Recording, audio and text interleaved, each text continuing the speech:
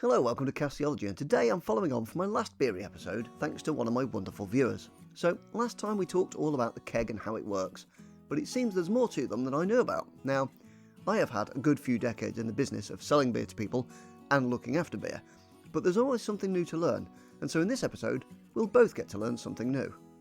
On to the topic in question then. After posting my video on kegs, one of my wonderful subscribers, who is actually also a very old friend of mine, left a comment that said this. Now, I have to admit, I had never even heard of these things and I was intrigued. So I went off to do a bit of research and here's what I found out. So, if you've got your drink, let's answer the question we both got. What are key kegs? Key kegs are, as I suspected, a fairly new development on the beer scene when it comes to storing and dispensing beer. They work in a very similar way to the way that traditional kegs work, but there are a few very interesting differences. So, let's dive in.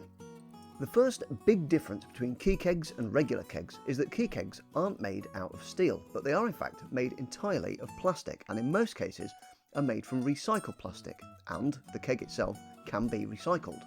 From what I can gather in my research, they come in 10 litre, 20 litre and 30 litre varieties, which is probably explaining why I haven't seen them in my usual job.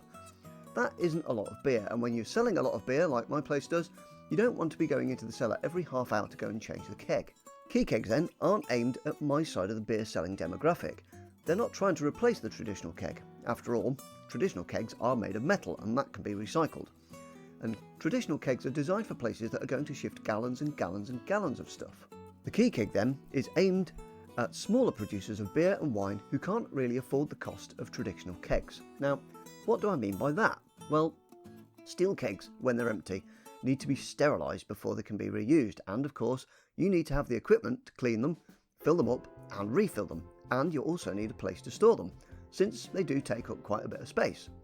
This is a cost that smaller breweries might want to avoid, so having a keg that can fill up easily and throw away afterwards is a very appealing option, especially if you're making beer in a premises that isn't really that big. So, how do they work then? Well, they're essentially a cross between the traditional keg and those bag-in-the-box wines or ciders that you can buy in the supermarket. The beer is held in a bag inside the keg, and gas is pumped in to squeeze this bag and move the beer down the pipes. Now, unlike with regular kegs, the gas never touches the beer, so it could be argued that the product gets to you untainted, and as the brewer intended it.